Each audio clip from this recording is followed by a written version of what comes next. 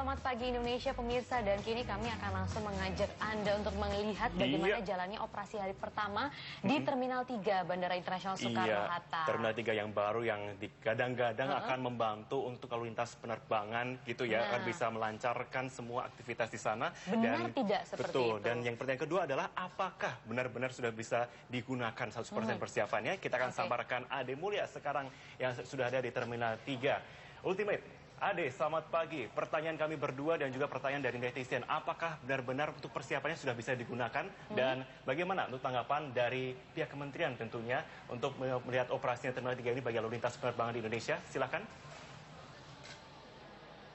Ya, betul sekali Marvin, Maria, dan selamat pagi Indonesia. Saya menyapa Anda langsung dari Terminal 3 Ultimate Bandara Soekarno-Hatta, Tangerang, Banten.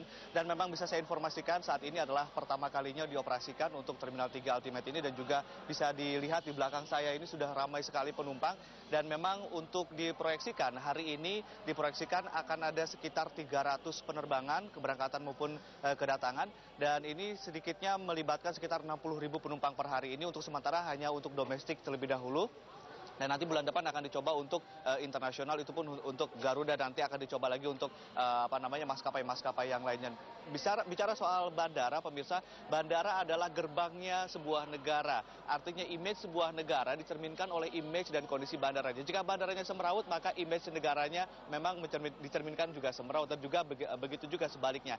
Dan kalau kita lihat memang tarik ke belakang di tahun 2011 saja, di Bandara Soekarno-Hatta ini terjadi pertumbuhan penumpang sekitar 19,2%, dan ini yang tertinggi di dunia. Artinya dengan adanya Terminal 3 Ultimate ini, apakah betul memang bisa menjawab persoalan-persoalan yang selama ini terjadi di Bandara Soekarno-Hatta, diantaranya adalah persoalan klasik masalah overkapasitas. Dan untuk memperbincangkan hal tersebut sudah bersama saya di sini Menteri Perhubungan Republik Indonesia, Bapak Budi Karya. Selamat pagi Pak Menteri. Dan juga ada Pak Cepi Hakim, pengamat penerbangan Indonesia. Dan kita langsung saja bertanya kepada Pak Menteri. Pak Menteri, persoalan-persoalan apa saja dari masalah-masalah di dunia penerbangan, khususnya perhubungan udara di Bandara Soekarno-Hatta yang sudah dijawab atau mampu dijawab oleh Terminal 3 ini? Ya, pertama kali memang dengan adanya Terminal 3 ini ada suatu kenyamanan yang kita berikan, satu kebanggaan. Tetapi di sini juga kita menekankan safety itu harus kita yang pertama ya, Pak, lakukan. Juga security kita lakukan. Sehingga hal-hal yang sifatnya pelayanan kita lakukan, tetapi tidak meninggalkan safety dan security. Nah, apa yang kita kembangkan di sini adalah lebih jauh, bahwasanya fungsi bandara ini seperti yang disampaikan Mas tadi, bahwasanya menjadi gerbang pariwisata Indonesia. Dan juga gerbang ekonomi begitu. Gerbang ekonomi gitu. Jadi ini ada suatu misi tertentu. Jadi bukan kita sekedar membangun suatu bandara, tetapi ada misi-misi tertentu. Harapannya adalah kita mendapatkan suatu value baru bagi bandara ini. Dan bandara ini adalah suatu standar baru bagi penerbangan Indonesia, sehingga ada suatu quantum leap dari satu strata tertentu kita melayani, katakanlah nilainya 6, sekarang ini harus 8 atau 9. Gitu. Tapi masalah-masalah yang selama ini terjadi, overkapasitas dan segala macam di Bandara Soekarno-Hatta ini sudah dijawabkah, atau apa yang memang menurut Anda sudah mampu dijawab sementara ini oleh terminal, dan ada beberapa hal yang memang perlu dijawab lagi? Yang bisa dijawab sementara sebagian. Karena apa? Overkapasitasnya tuh begitu banyak. Soekarno-Hatta itu kapasitasnya cuma 20 juta, yang datang 60 juta. 60 juta. Nah, dengan ini menjadi 25 juta, sekarang kita udah kapasitas 45 juta, jadi kurang 20 juta lagi. Nanti akan kita dapatkan dari revitalisasi Terminal 1, 2 gitu. Yang kedua, jawabannya adalah kita ingin sekali penumpang itu kalau landing itu jangan di remote gitu. Jadi dapat kontak stand. Ya, ini akan dilakukan sehingga tidak terjadi kemudian salah pengaturan. Betul. Begitu ya. Dan waktu landing sampai mengambil barang itu relatif waktunya pendek gitu ya. Tentunya ini satu bagian dari layanan yang bisa diberikan pada penumpang. Tapi kita juga butuh kritik yang konstruktif begitu ya, Pak Menteri. Kita ke Pak Cepi Hakim. Pak Cepi tadi pagi sudah keliling-keliling mencoba bandara baru ini. Apa yang perlu jadi catatan-catatan penting, dan juga hal-hal apa yang memang belum bisa dijawab oleh adanya terminal yang mungkin bisa dibilang ini cukup megah begitu untuk standar Indonesia ya? Ya, keberadaan Bandara Terminal 3 Ultimate ini sebenarnya refleksi dari bagaimana perhatian pemerintah terhadap satu kondisi yang memang sudah terlanjur parah, ya. Terlanjur parah. Terlanjur tadi Pak Menteri sendiri mengatakan kapasitas yang 20 juta sudah digunakan untuk 60 juta yang lebih kurang. Jadi itu memang tidak mudah untuk kita bisa dalam waktu 1-2 tahun menyelesaikannya. Tapi minimal dengan kehadiran Terminal 3 ini sudah memberikan persepsi kepada masyarakat luas bahwa pemerintah mempunyai perhatian yang cukup serius untuk mengatasi kesemrawutan yang sudah terlanjur terjadi sekian tahun, ya, 10-15 tahun. Dan sekali lagi memang itu pekerjaan besar buat Pak Budi Karya sebagai Menteri Perhubungan. Walaupun beliau sebelumnya adalah juga menangani Angkasa Pura II, tapi tentunya kita juga sama-sama melihat bahwa persoalan yang sudah begitu ruwet itu memerlukan waktu untuk bisa mencapai standar yang kita inginkan bersama. Karena apapun yang menyangkut manajemen di bidang aviation itu akan bermuara kepada keselamatan. Ya. Apabila hal ini tidak menjadi perhatian, maka kita akan banyak berhadapan dengan kemungkinan bisa terjadinya accident. Saya kira itu yang bisa saya sampaikan. Pak Cepi, Anda melihat bagaimana sistem yang sekarang, ini kan baru dioperasikan perdana begitu, bagaimana sistemnya, flow-nya, penumpangnya, bagaimana petugasnya, Anda melihatnya seperti apa nih? Ya, terminal itu tidak hanya seperti begini kita melihat seperti terminal orang berangkat, ya. Terminal itu, satu airport itu adalah membangun satu sistem.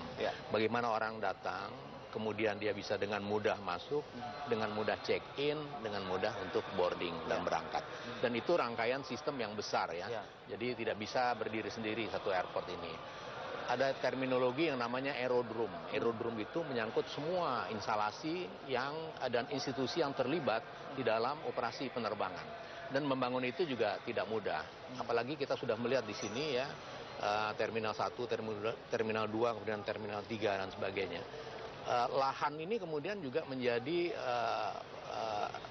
restriksi, ya, menjadi tantangan yang cukup berat untuk manajemen satu international airport kalau kita menginginkan hal yang ideal. Ya.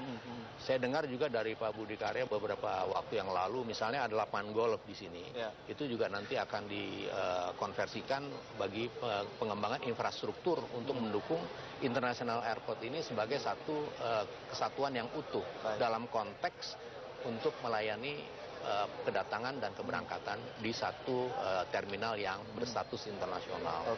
Jadi sekali lagi, ya, kita belum bisa mengatakan ini bagus atau jelek, tapi paling tidak dengan melihat bangunan yang cukup megah ini, kita banyak berharap dan optimis. Ada confidence kita gitu ya, kemudian akan menuju ke hal yang lebih baik. Baik. Pak Menteri, ini tadi saya sempat berbincang-bincang, ada juga yang kemudian mengeluhkan soal parkiran, ada yang juga mengeluhkan beberapa hal yang kecil-kecil, tapi itu lumayan kemudian sedikit berkomentar gitu masyarakat. Ini juga bagaimana, dan kedepannya saya dengar juga akan ada kereta yang disambungkan dari Manggarai, mungkin bisa dijelaskan Pak Menteri sekalian? Kereta itu akan ada dua, satu dari Manggarai itu melalui Tangerang dan menuju sini. Yang kedua juga sudah disetujui pemerintah, LRT dari Halim menuju sini. Nanti ada dua central station di sini, di sebelah barat itu yang dari Tangerang, dan sebelah timur itu yang dari Halim gitu, ya. Nah, dengan dua central station ini nanti dihubungkan dengan people mover. People mover itu menghubungkan central station dengan terminal 1, 2, 3, dan nanti 4 gitu. Headway daripada kereta listrik tidak berawak itu 4 menit. Setiap 4 menit mereka akan mencapai di 2000 kapan tuh Pak? 2017 akan sudah selesai dan bisa dioperasikan. Soal tadi Pak, kendala-kendala kemudian masalah-masalah yang dihadapi oleh para penumpang dan calon penumpang di terminal baru ini bagaimana Pak komentar Anda? Ya, jadi memang soal parkiran. Sudah kita duga bahwasanya apabila pindah di satu tempat ada satu keraguan-raguan untuk menggunakan fasilitas jalan yang mana gitu. Nah, memang yang harus dilakukan adalah peningkatan sosialisasi. Jalan mana, parkir sebelah mana. Kami mengerahkan kurang lebih 150 orang sudah antisipasi untuk gitu, ya? membuat penumpang-penumpang itu sampai di tempatnya dan menuju parkir, menuju keberangkatan dan sebagainya. Ini yang kita tingkatkan. Kita harapkan dalam waktu 2 minggu atau 3 minggu mereka sudah terbiasa. Ada beberapa kekurangan yang mungkin jadi catatan Pak Menteri selama ini di hari pertama ini? Kekurangannya satu berkaitan dengan aksesibilitas tadi, kejelasan gitu. Jadi sosialisasi itu harus ditingkatkan gitu ya. Menunjuk arah dan segala macam. Gini. Karena itu yang lain praktis mereka enjoy ya dengan apa yang sudah ada di sini. Nah, aksesibilitas ini saya minta dilakukan sosialisasi. Baik, Pak Menteri, nanti kita akan bicara soal hal yang lebih besar, begitu pengembangan bandara yang katanya akan dibangun 15 bandara baru di Indonesia dan juga perbaikan-perbaikan di sejumlah terminal di sejumlah bandara di Indonesia. Nanti kita membahasnya setelah jeda yang satu ini. Dan pemirsa tetaplah bersama kami. Selamat pagi Indonesia akan segera kembali untuk Anda.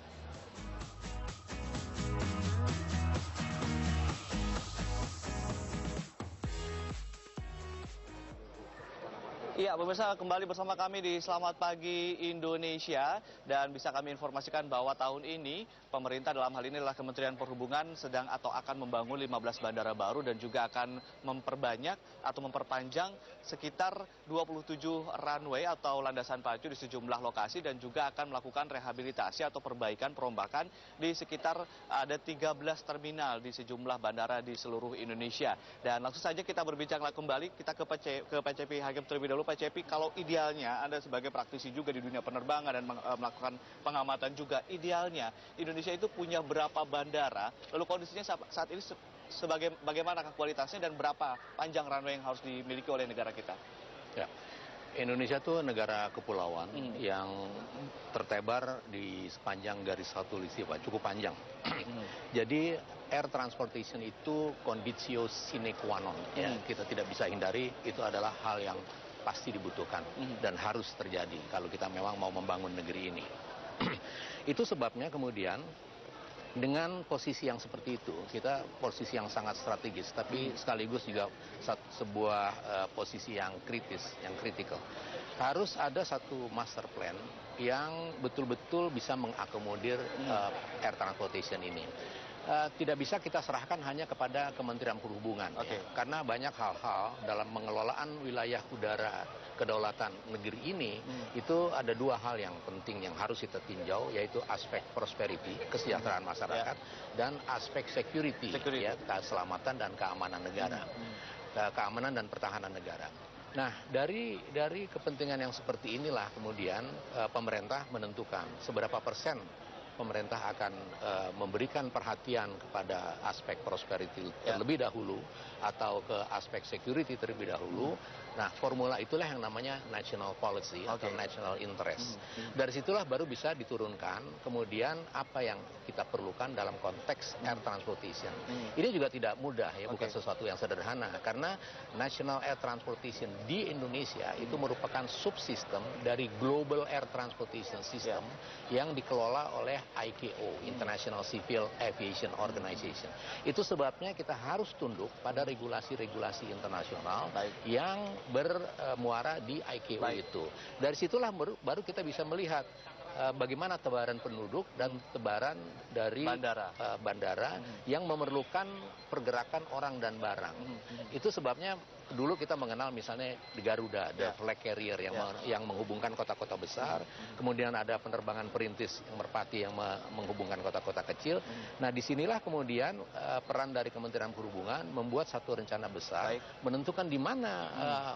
Tapi berapa Pak idealnya bandara yang harus dimiliki oleh Indonesia? Kalau kita bicara ideal agak sulit karena itu perhitungannya panjang. Tapi intinya adalah setiap provinsi ingin provinsinya mempunyai international airport. Mengapa? Karena memang mereka punya ambisi juga untuk memajukan daerah, itu hal yang normal. Disinilah peran Kementerian Perhubungan bersama-sama dengan Dewan Perwakilan Daerah mungkin atau dengan DPR atau dengan beberapa institusi lain yang terkait untuk menentukan international airport itu di mana saja dan mana airport-airport yang merupakan yang menghubungi jaringan-jaringan. Sekarang sudah banyak terjadi. Pak Budi udah juga mengatakan kepada saya bagaimana alur penumpang itu menjadi tidak seimbang. Mengapa? Semua orang rame-rame mau ke Jakarta, padahal di daerah barat begitu ya. Nah, di daerah dia sebetulnya ke daerah yang dekat A ke B, tapi dia lebih Baik. Terpaksa ke Jakarta dulu. Itu salah satu contoh saja. Baik, kita ke Pak Menteri. Pak Menteri, ini akan membangun 15 bandara baru, minta konfirmasinya. Lalu ada juga sekitar 27 runway yang akan diperpanjang dan juga 13 terminal yang akan diperbaiki. Ini dananya kira-kira ini akan terpangkas juga, akan kena dampak dari pemangkasan anggaran atau bagaimana nih Pak? Ya, sesuai dengan arahan Presiden, dua hal. Satu, konektivitas ini memang harus deliver, harus tercapai di tempat-tempat terjauh pun. Ya. Yang kedua, bagaimana kita mengelola APBN ini dengan baik. Artinya APBN hanya diberikan atau untuk membangun fasilitas memang yang jauh, yang remote itu ya. Sedangkan yang di perkotaan kita mengarahkan BUMN dan swasta untuk mengembangkan. Nah, dengan kombinasi swasta, BUMN, dan APBN, insya Allah apa yang kita cita-citakan akan kita bangun itu tercapai. Walau kita ada suatu pengurangan sedikit itu. Jadi kita confident, kita akan kerjasama dengan Angkasa Pura I, Angkasa Pura II. Bahkan kita membawa ruang kepada swasta untuk bekerja sama dengan AP1 dan AP2 untuk mengembangkan beberapa bandara. Sehingga dana yang dibutuhkan itu tidak saja berapa persen porsi-porsinya untuk swasta, berapa persen? Prinsipnya BUMN harus mayoritas. Minimal BUMN harus 51%. Ya.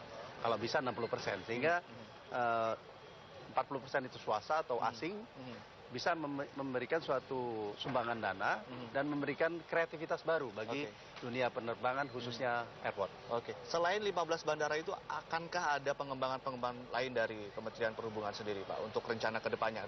Tadi bilang master plan-nya harus jelas. Ya, seperti yang disampaikan Pak Cepi tadi, kita memang mesti mengatur lagi master plan pergerakan pesawat yang ada di Indonesia ini. Jakarta yang sudah begitu padat harus kita manage, harus kita kurangi dengan menggunakan pesawat badan lebar dan untuk memanage pergerakan-pergerakan itu tidak langsung ke Jakarta.